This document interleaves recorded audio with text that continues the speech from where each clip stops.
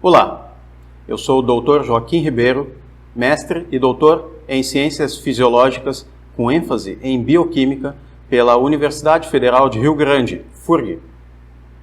Diante do atual cenário de pandemia causada por SARS-CoV-2, que vem assolando a população brasileira, é impossível ficar calado, especialmente quando se pode propagar o conhecimento. Então, eu vou deixar nesse vídeo o início, um assunto simplista, fácil de entender, para que todos possam propagar esse conhecimento de uma maneira muito consciente. É a minha indicação. Para o meio do vídeo em diante, eu dou aspectos mais teóricos e técnicos sobre o meu ponto de vista. Mas, inicialmente, eu quero deixar a minha opinião pessoal, como profissional de saúde, que já atuou em unidade de terapia intensiva e também já foi professor no curso de medicina, aqui na nossa Universidade Federal. Então, diante de um conhecimento de bioquímica, é impossível que eu não pense em ajudar o maior número possível de pessoas, e é por isso que eu peço que compartilhe esse vídeo. A minha opinião, e todas as pessoas ficam livres para fazer uso dela ou não, baseadas no meu entendimento. Então, tenha a liberdade de aceitar por verdade ou simplesmente ignorar os fatos que eu relatarei agora. Em resumo, o que eu prescreveria a depender de uma consulta, pois cada pessoa ela vai apresentar sintomas, sinais diferentes e também vai precisar de concentrações farmacológicas diferentes. Tá? Eu defendo a terapia ortomolecular. Até o momento eu vinha fazendo vídeos politicamente corretos, dizendo não, o uso da suplementação, ela apenas auxilia, ela não ajuda em grandes coisas, mas eu preciso rebater essa minha própria colocação até o momento. A terapia ortomolecular, ela realiza prescrições baseadas no objetivo de equilibrar componentes bioquímicos que naturalmente obtemos da alimentação ou através da nossa própria síntese. O nosso corpo produz naturalmente. Então, em resumo, indo direto ao que interessa, é o que eu prescreveria, ou o que eu tomaria diante de essa condição que nós estamos encontrando. E eu realmente não entendo por que isso não foi até hoje implantado, talvez por questões administrativas ou políticas, ou até mesmo financeiras, dada o aumento no custo, é claro, de cada paciente internado. O que eu prescreveria seria a vitamina B2, B3, B6, B9, vitamina D, astaxantina e adesivos de nicotina. Por que cada uma delas? Em resumo, a vitamina B2, ela pode causar dano de RNA do vírus. Isso em estudos já feitos com pacientes com coronavírus que fizeram a administração da vitamina B2 em sua dieta estando no hospital. A vitamina B3, ela estaria evitando danos ao tecido pulmonar, especialmente os danos causados por ventilação mecânica.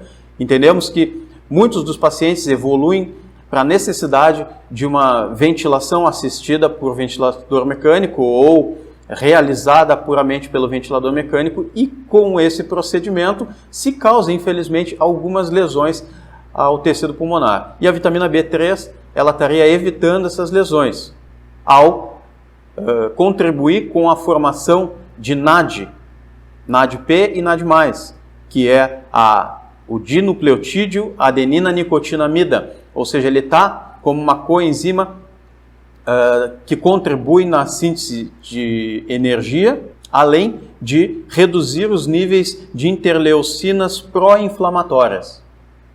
A vitamina B6 diminui a agregação plaquetária, também diminuindo o colesterol, ou assim dizer, todos os pacientes eles evoluem com um quadro de inflamação.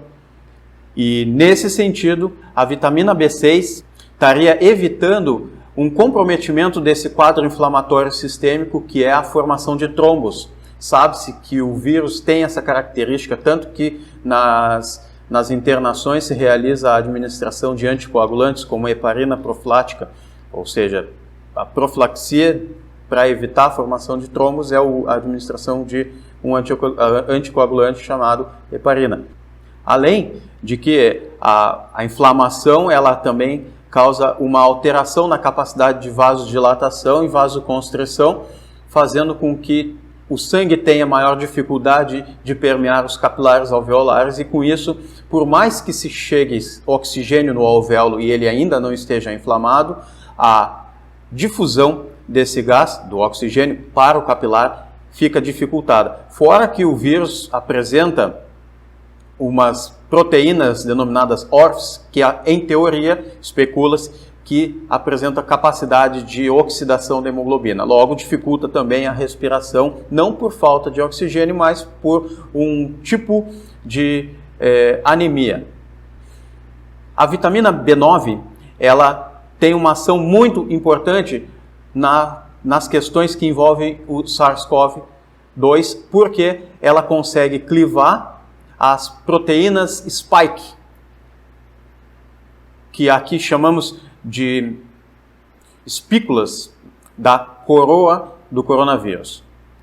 Essas espículas é que se ligam aos receptores da ECA e permite então a endocitose do vírus, ou a colocação dele para o interior da célula. Bloqueando essa via de acesso, essa forma de ligação do vírus, se diminui a chance desse vírus invadir o hospedeiro. A astaxantina é um dos mais poderosos antioxidantes.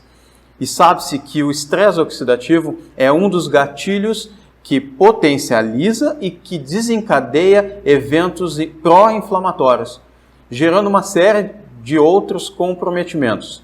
Então, como um antioxidante, de minha escolha estaria a astaxantina. E agora, a vitamina D, que os estudos fora do Brasil, eles têm correlacionado baixos índices de baixas concentrações de 25-hidroxicolecalciferol, que é a forma antes de ser ativada da vitamina D.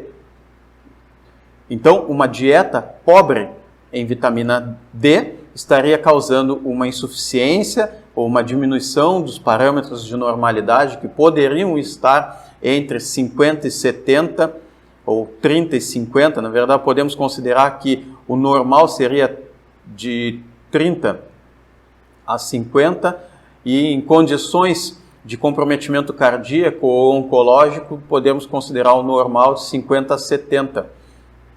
Então, esses valores, não quero dar valores de referência aqui, porque isso varia muito de laboratório para laboratório, de país para país. Mas fora daqui, se tem encontrado grandes relações ou correlações entre baixos níveis de vitamina D e o agravamento do Covid. Além disso, foi-se testado que pacientes que recebiam já em unidades de terapia intensiva, após o comprometimento, o avanço da doença causada por SARS-CoV-2, esses pacientes, sendo administrada a vitamina D, eles tinham uma regressão muito mais rápida de sua sintomatologia e de seu perfil bioquímico sanguíneo. Mas vamos então ao que realmente interessa. Como é que a vitamina D ela poderia então estar atuando sobre esse problema que está comprometendo todo mundo? Eu entendo que correlacionar níveis nutricionais ou a concentração plasmática de 25-hidroxicolecalciferol, que é um marcador para saber se existe uma concentração adequada de vitamina D plasmática, correlacionar dados de outros países pode não ser o mais correto. Porém, existe uma grande correlação fora do Brasil. E os estudos, eles são internacionais e nós não podemos fechar os olhos para eles. Esses estudos, ao qual eu me baseio para poder dizer o que eu estou dizendo agora, são todos internacionais. Porque o Brasil foca muito em ensaios clínicos, em administrar uma droga e esperar o resultado especificamente para o coronavírus.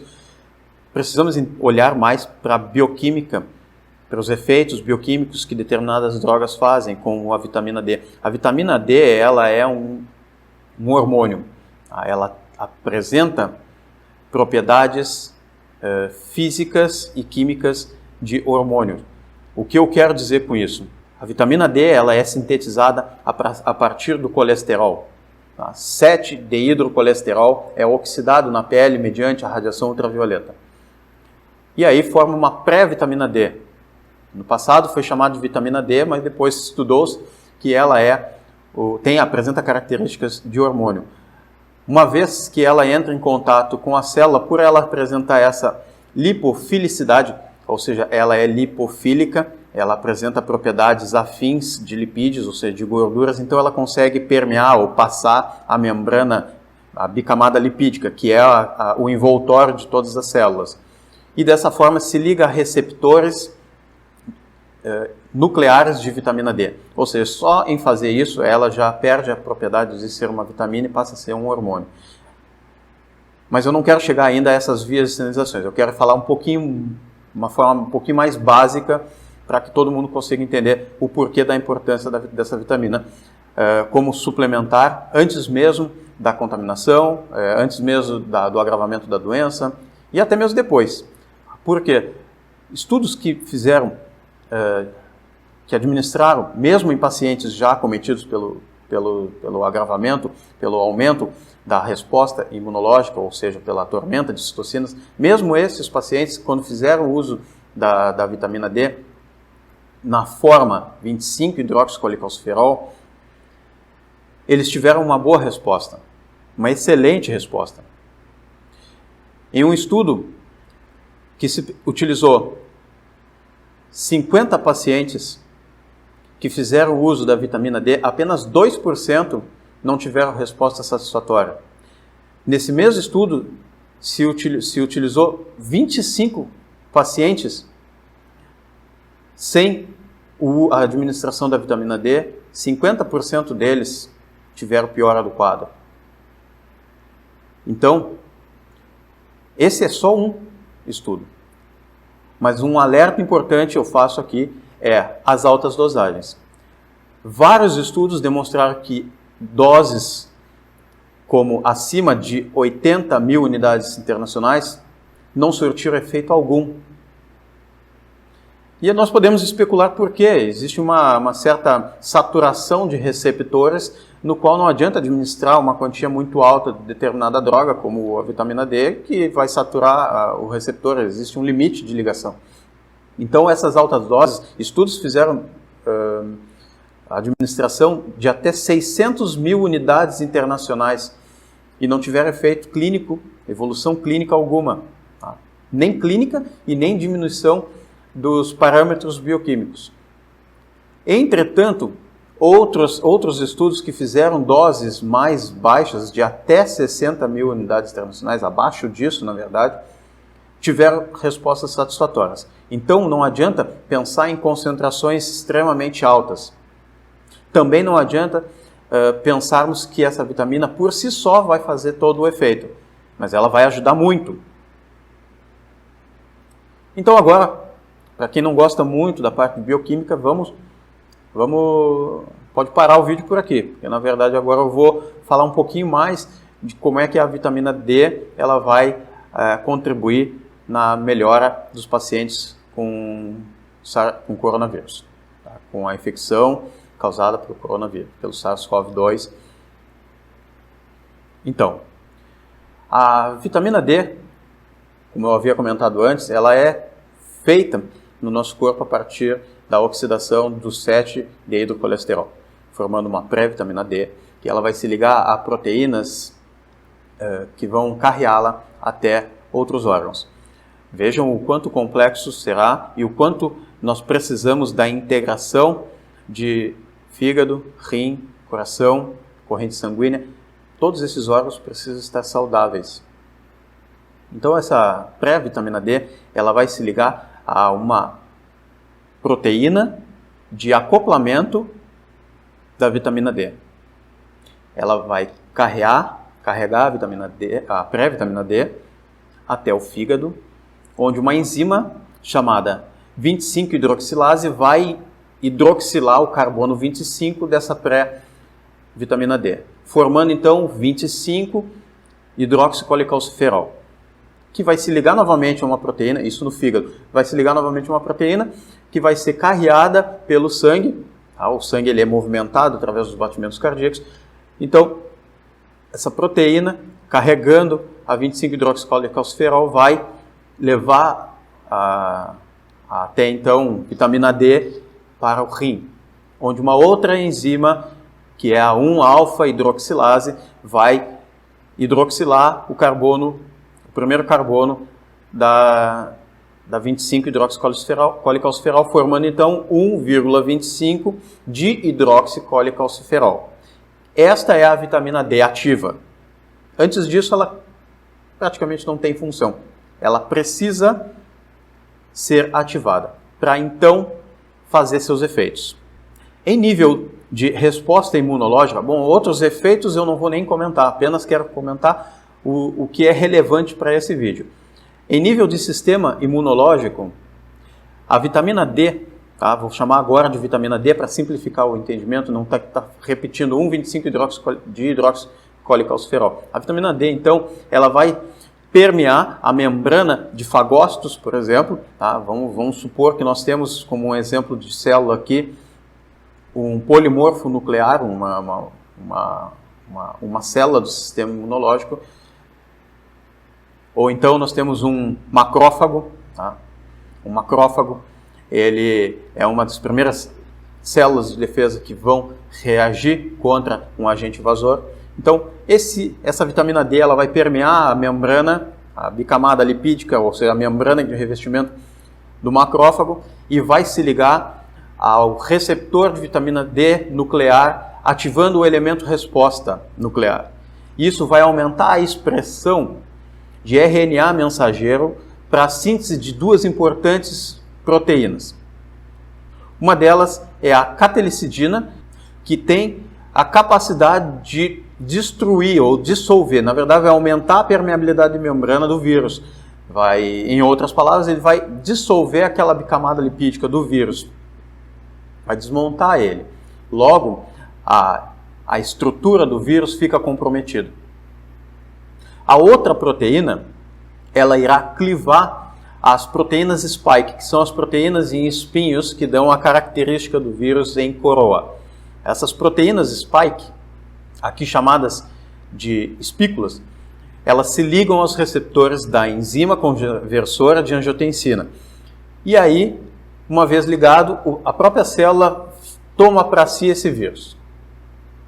Lá dentro, fagos lisossomos vão endocitar esse vírus e, através da liberação de espécies reativas de oxigênio, vão destruir esse vírus, porém o RNA dele agora vai alterar toda a maquinaria, vai utilizar para si toda a maquinaria daquela célula, para a sua própria replicação. Então, a vitamina D, ela consegue clivar essas proteínas, cortar, prejudicar a proteína que se liga às nossas células. E essa proteína já é bem estudada, é uma beta-defensina. Bom, uma vez que esse macrófago consegue, no seu interior, destruir o vírus, ele vai apresentar na sua membrana um complexo de histocompatibilidade, permitindo então a identificação de um padrão molecular.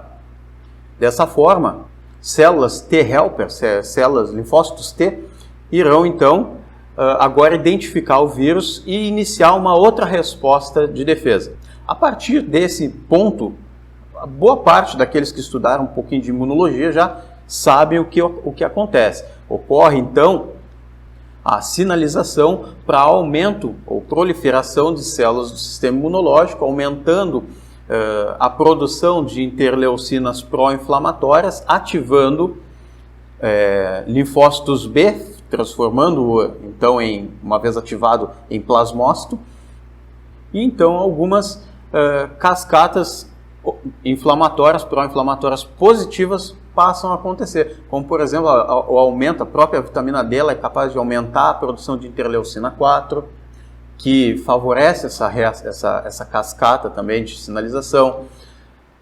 Porém, um aumento na produção de interleucina 10, interleucina 12, desfavorece esse processo, porque aí serão ativados então células TH1, que aumenta a produção então de interleucinas do tipo 1, fator de necrose tumoral alfa, interleucina 6, interleucina 8, ou seja, acontece então a tormenta de citocinas.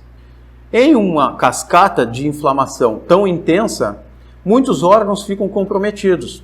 O fígado, por exemplo, começa a aumentar a formação de fibrinogênio, proteína C reativa, ferritina, tanto que um dos marcadores bioquímicos na ala COVID, ou na enfermaria COVID, dependendo de onde tu estiver, vai ter um nome diferente, é a ferritina, como também o dedímero. Contribui com a formação de ateroma, comprometendo os capilares, vai desenvolver então a síndrome da angústia respiratória aguda, evolui para uma doença aguda renal. Então, tudo isso poderia ser evitado apenas dando o braço a torcer e administrando a vitamina D para a população. Existem países que estão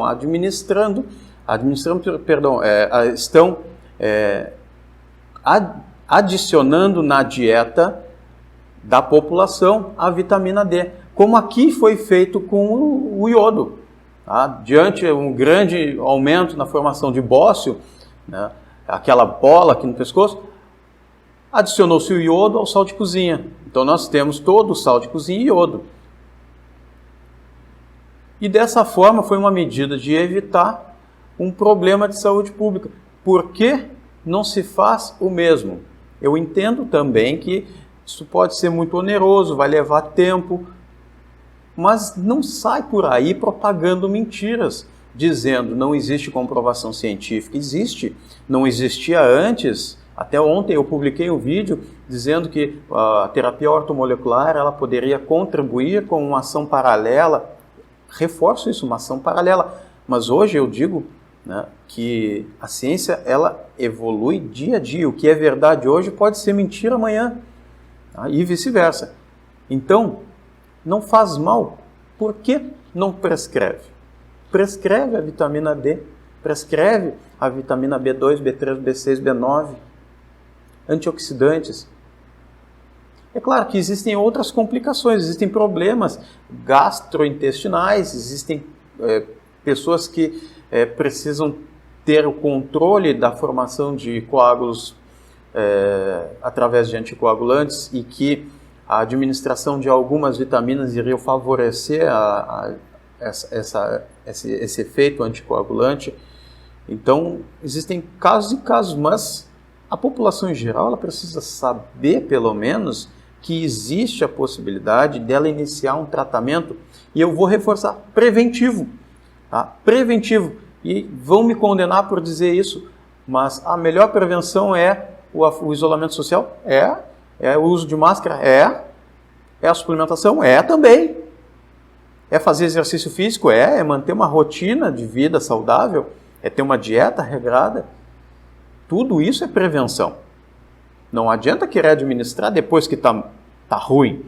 Tá? Embora os estudos fora daqui, em pacientes internados, inclusive em centros de terapia intensiva, com comprometimento causado pela SARS-CoV-2, quando administrado a vitamina D, tiveram melhor. Ainda assim. Tá? Então, o objetivo desse vídeo é apenas informativo. Não tome isso como via de regra para todos, porque existe a necessidade de dosar a recomendação para cada um.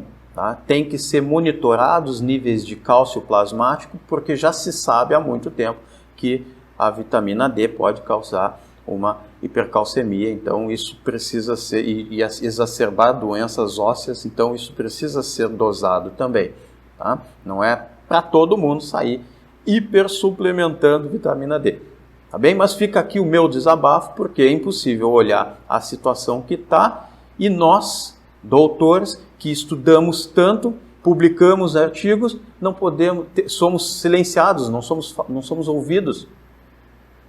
O que acontece, ao menos na minha cidade, eu não vou nem dizer onde é que todos os demais profissionais de saúde, sejam eles doutores ou especialistas, muito bons, eles são silenciados. Silenciados pela aquela típica frase, não existe comprovação científica. Ou, tu não é o endocrinologista, tu não é o cardiologista, tu não é o reumatologista ou infectologista. E como doutor em ciências fisiológicas, e diante de uma profissão no qual eu sou o profissional de primeiro contato, eu faço a prescrição ortomolecular para os meus pacientes, eu tenho a obrigação ética e moral de ajudar da maneira que eu considero mais adequada. É claro que existe toda uma outra avaliação, além de simplesmente sair prescrevendo suplementos. Tá bem? Desculpa se não agradei aos ouvidos de todos. Obrigado pela atenção daqueles que ficaram até aqui. E fica então o meu muito obrigado. E não só isso, fica o meu pedido para contribuir com a saúde de todos, divulgando esse vídeo e instruindo o maior número possível de pessoas. Esse vídeo não tem o objetivo de obter lucro ou algum tipo de promoção. Muito obrigado.